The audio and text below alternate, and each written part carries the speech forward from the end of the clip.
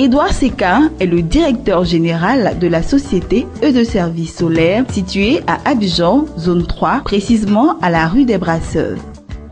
Depuis 6 ans, ce jeune électrotechnicien s'est spécialisé dans la fourniture d'énergie solaire. La dénomination, c'est ED Services Solaires, qui veut dire Entreprise de développement des services et du solaire. Nous sommes spécialisés dans le domaine des énergies renouvelables.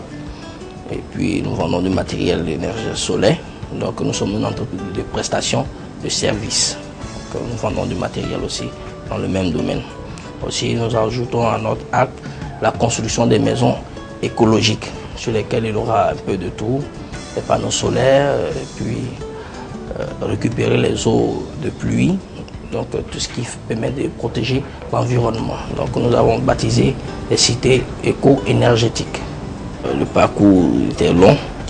J'ai démarré en 2008 parce que j'ai voulu créer depuis longtemps un produit, comme j'appelais avec mes amis, l'énergie sans fin. Donc j'ai fait plusieurs recherches. Je me retrouvais toujours au même niveau et l'énergie solaire est venue comme le produit que j'attendais depuis les années 90 dans mes recherches.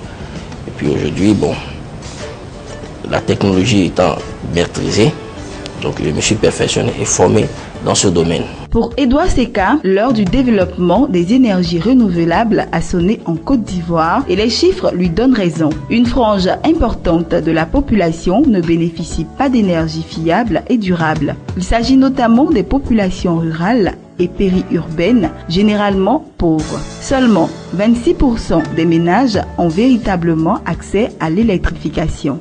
En ce qui concerne les localités, en 2011, sur 8513, seulement 2847 ont été électrifiées. Les zones non couvertes sont généralement éloignées du réseau national. La transition vers les énergies renouvelables, notamment le solaire, est inévitable, surtout que l'environnement s'y prête. La Côte d'Ivoire, en effet, bénéficie d'un ensoleillement qui s'étend pratiquement sur toute l'année et partout dans le pays. L'énergie solaire, c'est la transformation de la lumière du jour en électricité. Et l'électricité, c'est ce qui pose le plus de problèmes en Afrique.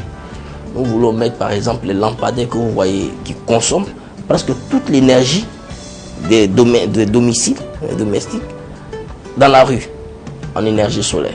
Dans l'énergie solaire, souvent c'est les questions qui reviennent. Est-ce que ça va marcher s'il pleut? Oui, ça va marcher. Le taux ne sera pas aussi fort que quand il y a le soleil, mais vous aurez du soleil. Parce que ce sont des compensations et le temps de charge.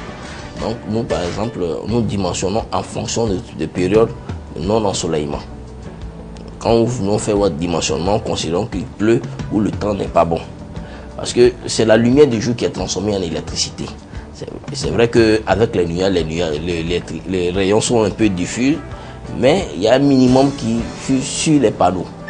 Donc là où vous avez besoin par exemple de 100 watts de panneaux, comme on tient compte du climat et moins clément, en ce moment on va vous ajouter un deuxième qui va vous faire la compensation. Et le jour il y a plus de soleil, ben, vous aurez plus d'électricité. Mais ça marche toujours. Ce qui est bien, on stocke l'énergie dans des batteries. Donc, quand on fait le dimensionnement, on vous fait un dimensionnement sur à peu près 3 jours de non-ensoleillement. Donc, vous avez la possibilité de stocker toute votre énergie dans les batteries et qui vont vous les restituer sur les 3 jours, le temps que le soleil revient pour les recharger d'un point. Sinon, le dimensionnement est fait pour marcher tous les jours. Dans le souci de mettre à la disposition des populations une énergie propre et renouvelable, et de services solaires leur propose une gamme de produits jugés le mieux adaptés aux besoins aussi bien des particuliers que des entreprises. Nous avons des panneaux solaires qui sont les produits phares. Nous avons les congélateurs solaires. Nous avons les split hybrides solaires. Nous avons des batteries, des convertisseurs, de l'éolienne qui marchent au vent, et puis des batteries. On a des chauffe-eau solaires. On a des onduleurs de secours. Parce que l'onduleur de secours est différent du système solaire. Et il accumule, quand il y a coupure, il restitue. Donc pour le pompage hydraulique, chaque fois qu'il y a un forage, il faut de l'électricité. Nous avons un système qui lui pompe que le jour. C'est-à-dire dès qu'il fait jour, vous commencez à pomper de l'eau. Il n'y a pratiquement pas d'entretien. Et ça coûte moins cher. Donc toutes ces choses, tous ces produits, c'est une gamme variée. Et des lampes, des torches, un peu de tout. Le réfrigérateur solaire, c'est un réfrigérateur ou congélateur qui marche à partir de l'alimentation solaire. Donc il prend directement un panneau, un régulateur et puis une batterie. Une fois que c'est connecté, ça permet de faire marcher de façon autonome ce réfrigérateur. Sans apport extérieur, en dehors du soleil, il n'y a rien d'autre, c'est seulement le soleil. Il peut marcher pendant 7 ans sans arrêt. L'électricité solaire est stable. Parce que le courant fourni par la batterie aussi est stable. Une fois qu'il accumule, il va vous restituer. Il y a le régulateur qui permet de contrôler la charge. Donc cette charge est vraiment maîtrisée. Voilà, donc c'est la spécificité de ce matériel. On a les chauffe-eau solaires. Il se trouve que dans les domiciles, le chauffe-eau consomme plus qu'un split, un climatiseur. Il a une résistance chauffante qui est appliquée pendant une période bien déterminée. Tant que l'eau est tiède, cette résistance continue de faire tourner. Si c'est 2000 watts, c'est 2000 watts pendant la période, toute la période de chauffage. Alors qu'un climatiseur, par exemple, il démarre avec un pic et puis après, il stabilise. Donc, il consomme moins. Mais le chauffe-eau électrique, lui, je peux vous dire qu'il consomme. Il est arrivé des fois où on a changé simplement un chauffe-eau où les gens ont eu 60 000 francs ou 300 000 francs pour les hôtels sur leur facture qu'ils ont pu économiser. Donc le chauffe-eau est vraiment un produit, je peux dire même que c'est le produit le plus sûr du soleil. Donc ça consomme la lumière ultraviolet du jour qui est concentrée et qui chauffe l'eau qui peut être utilisée tout de suite. Voilà. Donc c'est un produit vraiment que j'aime bien parce que c'est instantané. Vous l'installez le matin, le soir, vous bénéficiez. Bon, pour l'énergie de secours, je vous l'ai dit, il faut juste les recharger à partir du courant du secteur et le restituer. Ce système est souvent utilisé pour les bureaux, pour les ordinateurs, pour les antennes de communication, pour des relais et puis d'autres choses. Et même dans des hôpitaux, pour servir de relais quand il y a coupure d'électricité déjà. Et maintenant, il y a l'installation solaire lui-même qui permet de prendre en charge toute la maison, toute l'électricité de la maison. Nous avons des produits de grande capacité. Nous sommes presque spécialisés dans le domaine industriel aujourd'hui. Si la société E de Service poursuit un objectif commercial, son directeur général, lui, se voit confier une mission environnementale. Derrière toutes ces choses que nous faisons, il y a un aspect que nous négligeons le plus, le réchauffement climatique. Ça, c'est une réalité. Oui, parce que ça contribue à réduire le réchauffement climatique.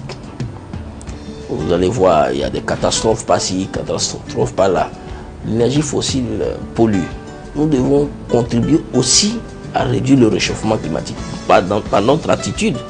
L'effet de serre, quand on utilise trop d'électricité, les effets que ça a sur l'environnement.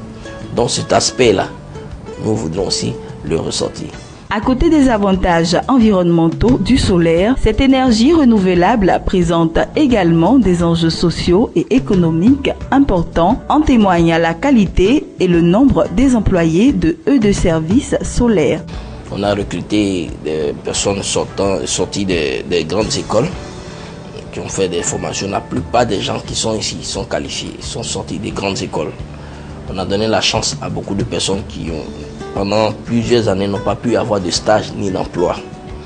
Aujourd'hui, ils arrivent à s'affirmer par exemple. Donc, On a recruté quelques techniciens sortis de l'école du Burkina Faso je crois que c'est une formation en DEG, en énergie et environnementale. Et puis on a le directeur technique qui lui avait déjà fait sa formation en Italie et puis aux États-Unis. Et puis on a la comptabilité qui est derrière, il y a la DAF, la directrice administrative et financière. On a un service juridique pour nos différents contrats et que nous passons avec les gens. On a un service informatique qui s'occupe de la gestion du site avec la collaboration directe avec le directeur commercial, parce qu'on a un service commercial où il y a plus de monde aussi. Donc il y a le secrétariat. Nous basons tout sur la formation. Donc vous verrez chaque lundi, tout le personnel technique ou commercial, chaque fois qu'il y a une nouvelle technique, mais il faut que les personnes soient au même niveau que tous. Donc nous organisons par exemple des séances de formation dans notre salle de formation. Donc régulièrement nous faisons des formations. Donc pour les services, secrétariat, service informatique, service communication et marketing, direction technique qui regroupe le technicien et la formation. On a un service après-vente, la DAF, le service juridique et puis la direction générale. L'énergie solaire, il faut le dire, est encore méconnue en Côte d'Ivoire. L'État a décidé d'accroître sur la période 2013-2030 la contribution des énergies renouvelables dans le mix énergétique ivoirien. 5% en 2015, 15% en 2020 et 20% en 2030. Pour accompagner l'État, Edouard Seka et ses pairs, professionnels de services éco-énergétiques, ont créé le 30 avril 2013 l'Association ivoirienne des énergies renouvelables. Objectif, faire du solaire et de la biomasse une alternative à l'énergie traditionnelle.